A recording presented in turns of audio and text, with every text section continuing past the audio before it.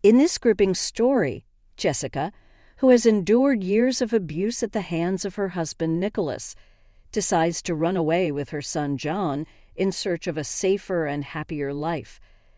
Their journey leads them to an abandoned house in the woods where they meet Thomas, a man with his own troubled past. As Jessica and Thomas share their stories, a bond forms between them that offers hope and protection. Nicholas, in a rage, seeks out his wife for revenge. This story promises to be a gripping exploration of survival, the strength of the human spirit, and the power of newfound love. But about everything in order, don't forget to subscribe to the channel, give us a like, and leave a comment.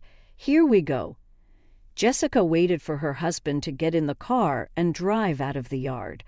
As soon as the car was gone, she rushed to her son's room. "John, get ready quickly. We're leaving." The boy looked at her with tearful eyes. "Where to?" "I don't know yet, John. Somewhere far away from here." John jumped up quickly. "Mom, are we going to get away from Daddy? And he won't hurt you anymore?" "Yes, sweetheart. We just have to hurry to get as far away as possible while he's gone."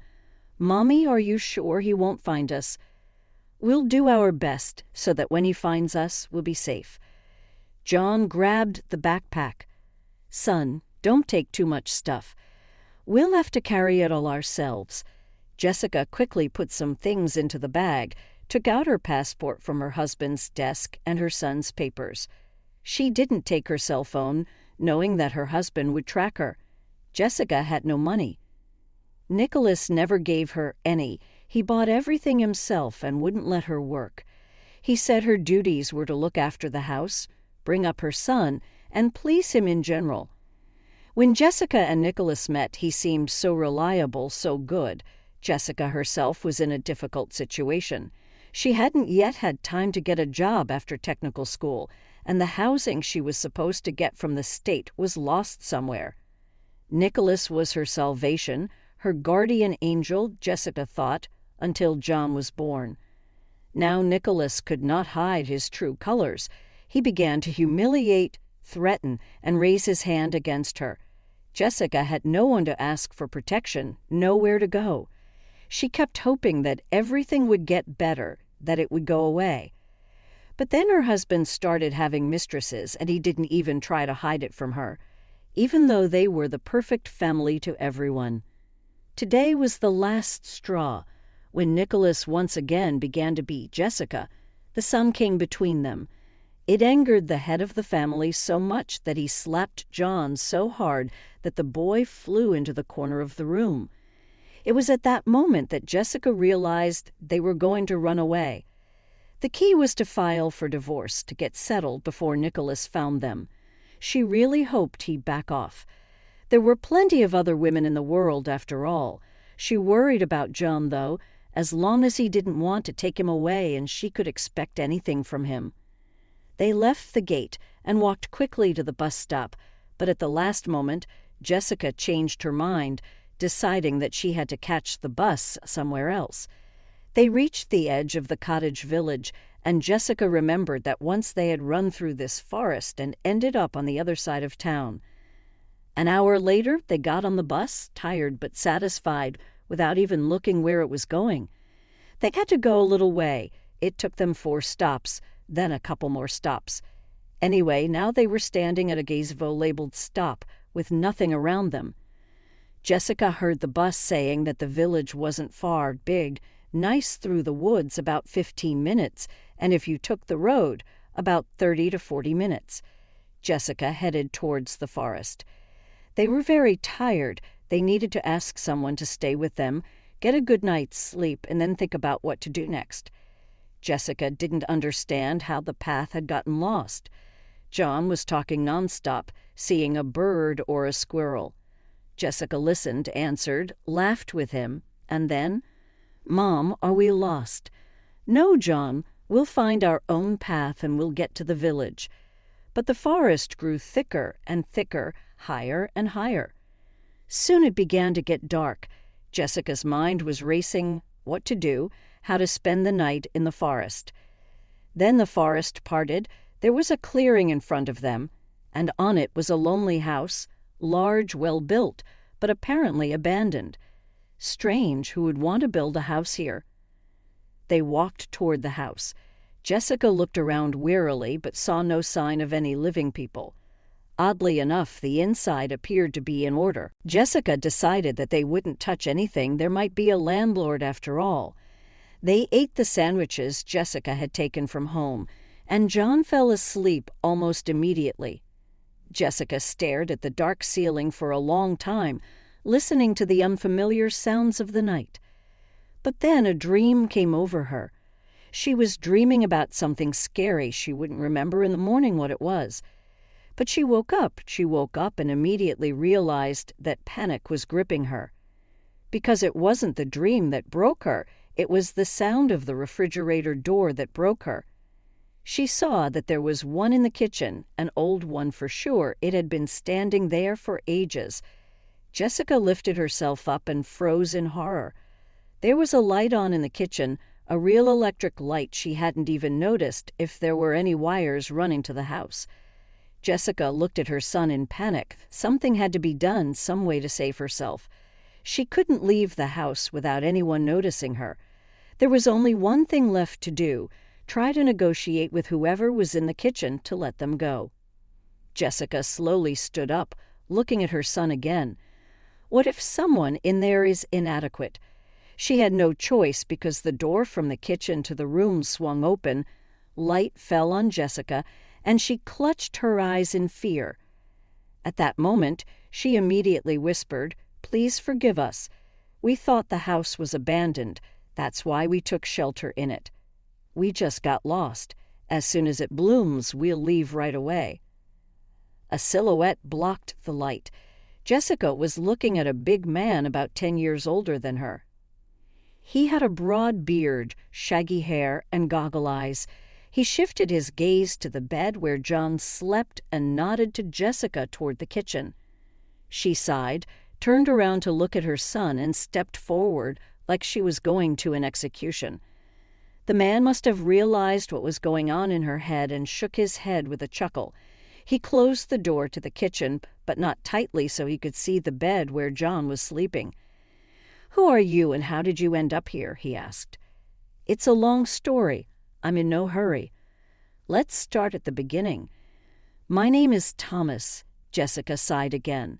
She realized that it was probably best to tell everything, and if she started making things up, she might get confused. Best not to piss the man off. Since she was barely up to his chest, it was kind of hard at first. But then she started talking. She didn't defend herself in any way, quite the opposite. Now Jessica realized that she should have run away a long time ago. The man listened attentively. When she finished, he asked, "I understand correctly, you have nowhere to go." "Yes, but don't worry, we'll leave in the morning." He smirked again, looked at her with blue eyes. "Where to, if it's no secret?" "To some village. We'll ask for a place to stay, and there maybe I'll find some work." "Yes," Jessica looked at him fearfully. "What's wrong?" "If you don't know, there hasn't been a job in the village for 15 years. "Well, go to bed. I'll sleep in the room. There's the door. Tomorrow we'll think about it, and tonight we'll rest." He turned around and went out, but he came back quickly. "Here, take a blanket. It'll be chilly by morning. Freeze the baby." Jessica took the blanket and went to the bed where John was sleeping. Strangely, her soul was calmed. Not just the fear was gone, but a new feeling that they were not alone. They were protected. In the morning, she woke up when the sun was already high. John wasn't there. Jessica jumped up in horror and almost immediately saw her son. He was outside with Thomas, cleaning up the smooth rows of cut grass. John was smiling cheerfully and talking to Thomas about something. Strangely, they talked as if they had known each other for ages. Jessica stepped out onto the porch. "Good morning." "Mommy, you're up." "Mom, you have no idea." "Uncle Thomas promised to take me fishing." Jessica looked anxiously at her son. "What fishing trip? We have to keep going, Mom. Can't we stay a few days? Uncle Thomas says we can stay. Thomas came up to her. You're not in a hurry, are you? Your boy's never been fishing in his life. Jessica wanted to shout that he had never been anywhere, but she held back. Thomas sighed. John and I have already had breakfast, but we probably won't say no to tea. Jessica smiled involuntarily. Well, if you show me where everything is, I'll feed you not only breakfast, but also lunch. Shall we? Thomas stepped inside, followed by John and then Jessica. While Jessica hummed and did her chores, John and Thomas did something outside. When she came out, she gasped. Yesterday, the house had been drowning in weeds and tall grass, but now everything had been mowed and even cleaned up. Thomas, if you don't want to answer, I understand, but still, what are you doing here? You don't look like a countryman. He smiled. It didn't work out, did it? Oh, I tried so hard. My story is as banal as yours. My wife cheated on me with my best friend. Jessica gasped. You killed them. Now you're hiding. Thomas looked at her in surprise, then laughed. What a fantasy. No, I didn't kill anyone. I was just too hurt by the double betrayal to take a break. So I came here.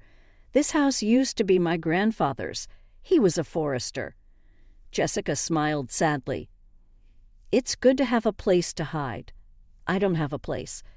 Then stay. There's plenty of room for everyone. It's not far, 10 minutes' walk from the village. I'll show you, Thomas said. Jessica didn't say anything. It was all very well, but it was impossible to live without money. Now they would eat Thomas's food, and then what? A week went by very quickly, then another. One day, Jessica said to Thomas, How long can we sit on your neck? I have to do something. I have to find a place to go, a place to work, a place to live. You can't babysit us all the time. John was doing a pretty good job of putting the ball in the goal, Thomas replied, not hearing her. Jessica, it's not like I'm chasing you, but I totally understand. Why don't we all go back to the city together? I've got a big apartment. You can have your own room while you get settled. Jessica looked at him fearfully. But that's where Nicholas is. Exactly. Are you going to spend the rest of your life hiding from him in the woods? That's not the point. What about John? He's going to school this year. He needs to socialize with his peers. 3 days later, they moved back into town with Thomas. Jessica didn't know if she was doing the right thing or not, but Thomas was telling the truth. She couldn't spend her whole life hiding herself and hiding her son. When Jessica had told Thomas her story that first night in the forest home, she had mentioned that Nicholas had beaten her, but she didn't go into detail at the time. Then, when they were living together, one night they talked about it. Thomas had cautiously asked what exactly that subhuman had been doing, and Jessica told him how Nicholas had abused her, how he could slap her just because dinner wasn't ready on time, how he once dragged her by the hair out into the yard in her pajamas in winter, held her down with ice water, and made her apologize to him on her knees, how he'd thrown plates and mugs at her and then made her clean up the shards. Thomas listened, clenching his fists, so white his knuckles turned white. His rage boiled inside him at the thought that this low bully coward had bullied his beloved Jessica in such a way. Thomas vowed that now this scumbag would never touch her or John again, that he would protect and defend them until his last breath. Jessica cried that night in his arms, crying out years of humiliation and fear. But she felt lighter and calmer, for now she had her guardian angel and support, her beloved Thomas. John and Thomas became very close over time. After moving to the city, they often spent time together. As Thomas promised, he took John fishing. The boy really liked this activity because before, his father had never taken him anywhere. And Thomas patiently taught John the wisdom of fishing. Then they began to go fishing regularly as soon as they had free time.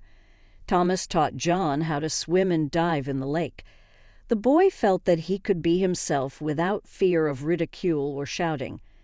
They could have heart-to-heart conversations for hours about anything.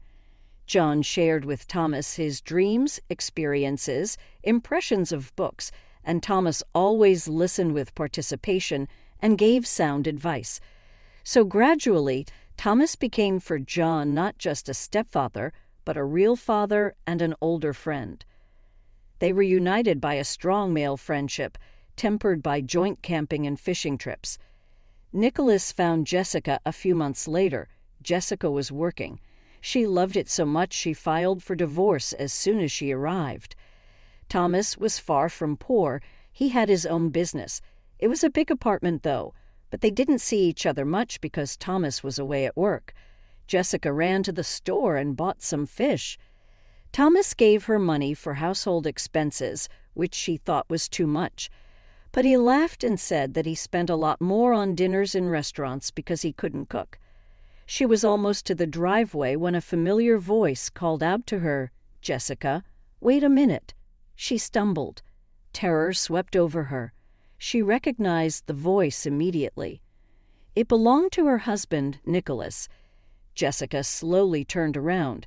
Nicholas was standing next to her, his eyes narrowed, indicating the most intense level of rage. "Why are you acting so bad, wifey? Or have you relaxed?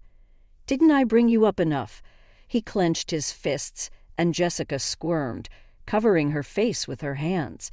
She heard some kind of slap, then a loud "oh," but there was no punch. Jessica cautiously opened her eyes. Nicholas was lying on the ground with Thomas towering over him. "Remember, weakling, if I ever see you near her or John again, I will bury you in the asphalt. You got it?" "Who are you? Who the hell are you?" Nicholas asked. Thomas pulled out a business card and shoved it into Nicholas's pocket. "I'm the man who will keep them safe forever," he said. He turned around, took the bag from Jessica's hands, and pushed her toward the entryway. Jessica walked and smiled. She had such hope. She was even afraid to admit to herself that she had fallen in love with Thomas. Like a girl in front of the door, he asked, "When's the divorce?" "In 5 days. We have to get married," she said. "You realize he'll be." Thomas spoke in a long and rambling voice, and Jessica turned to him and gave him a quick kiss. "I agree." Thomas looked up, frozen, then asked, "And you won't be disgusted to live with me?" "I'm talking about real life," Jessica laughed. "How could it be disgusting with someone you love?" Tom was a little confused. Then he dropped the package and picked her up in his arms. "Are you serious? I didn't even dare to dream of such a thing," he said. Shortly after Jessica and Thomas married, they had a daughter. They named her Anna. John was very proud to be a big brother. Nicholas didn't have any more problems with them.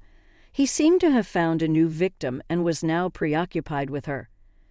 Jessica continued to work and loved coming home, where she was always greeted by her loving husband and 2 children. Thomas tried to spend as much time with his family as possible. When John went to school, he made many friends. Thomas and Jessica enjoyed watching their son grow up to be a healthy and fun-loving child. A few years later, another son was born to them. Now both the baby and Anna ran after their older brother, and John willingly fiddled with them. Jessica thanked fate for this new life full of love and family warmth next to Thomas. She truly blossomed and believed in herself and her strength.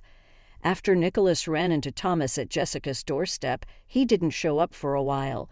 But a couple of months later, Jessica happened to see him on the street. Nicholas was walking with his arm around a skinny girl in her 20s. Jessica realized from her frightened look that this poor girl had fallen into the clutches of a tyrant and a domestic abuser. Jessica and Thomas had seen Nicholas several times with different women. Apparently, he would find a victim, marry her, and then, when she ran away, look for the next unfortunate one. When John grew up, Jessica once talked to him about his former father. Turns out he tried to get in touch with his son a couple of times, but John stayed away from the guy. He loved his real dad, Thomas. The last time they heard from Nicholas was about 5 years ago. They say he married some rich widow. I guess he got lucky, and now he may not be looking for another victim, but just enjoy life at her expense. After Nicholas married the rich widow, he was happy at first. Finally, life was getting better, no money problems, you cannot work and just enjoy yourself. However, over time it turned out that his new spouse was an overbearing, dominant woman. She constantly humiliated and insulted Nicholas, forced him to fulfill humiliating whims, and he tolerated all her antics. The fact that she made a will in his favor gave Nicholas hope to endure, and after her death to get a rich inheritance. For the sake of this, he was ready to bear any humiliation from his own wife. However, in the end, such a life broke him. Nicholas drank himself to sleep, almost lost his mind from constant abuse, and then the widow changed her mind and amended the will, depriving her husband of the right of inheritance. In the end, Nicholas was left with nothing. The cruel dominant spouse threw him out on the street, taking all his money and property. So the boomerang of his misdeeds came back and ruined Nicholas's own life. As John grew older, it was hard for him to realize and believe what his own father, Nicholas, had once done. He heard stories from his mom about the beatings and humiliation she suffered from this cruel and heartless man, and he couldn't understand how it was even possible to beat and torture his own wife, the mother of your child. When John was about 12 years old, Jessica carefully told him about the incident when Nicholas had hit him, a little boy, how he had thrown him to the corner of the room when John had stood up for his mom. Goosebumps ran down John's spine at the realization of that horror and pain. He couldn't believe for a long time that it was his own father doing that, a man who was to love, protect, and defend his family, but instead he was causing them unbearable suffering. John was truly grateful to fate that he had another man by his side now, his dad, Thomas. Sensitive, responsive, and so dear, it was him that John considered a real father and role model. When they were already a happy and friendly family, Jessica suggested that they go together to that abandoned cabin in the woods where they had once found shelter, to remind the children of the story of their acquaintance and new beginning. The whole family happily agreed. They arrived in the woods, found a clearing with a house that looked abandoned as well. Stepping inside, Jessica and Thomas felt nostalgic, remembering their first meeting. For the boys, it was an exciting adventure to spend the night as a family in an old house in the middle of the woods. They listened with delight to their parents' stories about those events, how Mom and Dad met and fell in love. In those days, there was an atmosphere of unity, warmth, and love in the forest. In the evenings, everyone sat around the fire, baked sausages, told stories, and played games. One day, a thunderstorm suddenly began. Heavy clouds covered the sky, and a strong wind blew. Then there was a real hurricane. It seemed that the old house was about to collapse from the gusts of wind. Thunder rumbled, lightning flashed, and the children huddled fearfully around their parents. But Thomas was not confused. He calmed everyone down and took them to the safest room in the house. Then he boarded up the windows and doors to keep the drafts out. When the storm subsided a little, Thomas lit the fireplace, and the house became cozy. He got chocolate, marshmallows, and flashlights out of his backpack. They had an impromptu picnic right on the living room floor. The kids were so grateful to Thomas. Thanks to his resourcefulness and courage, everyone stayed safe and sound. Now, this story of how the head of the family saved everyone had become a family legend. The story of the hurricane once again clearly demonstrated to Jessica the fundamental difference between Thomas and her ex-husband, Nicholas. In a critical situation, Nicholas only swore and blamed everyone around him. He never sacrificed his comfort for the well-being of his family. And Thomas did not hesitate to risk himself to shelter and save his loved ones. He acted decisively and rationally. His coolness and resourcefulness were admirable. After everything that had happened, Jessica was firmly convinced that with Thomas, she and the children would be safe. With him, they could survive any hardships and storms because he is a real man, a pillar of safety and security for the family. And if you compare it to spineless Nicholas, it's just night and day. With Thomas, Jessica found real peace of mind, love and care, and thanked fate for this meeting every day. This trip brought the whole family together even more. When they returned home rested and happy, they remembered this unforgettable adventure for a long time. And they thanked the abandoned house that had once been the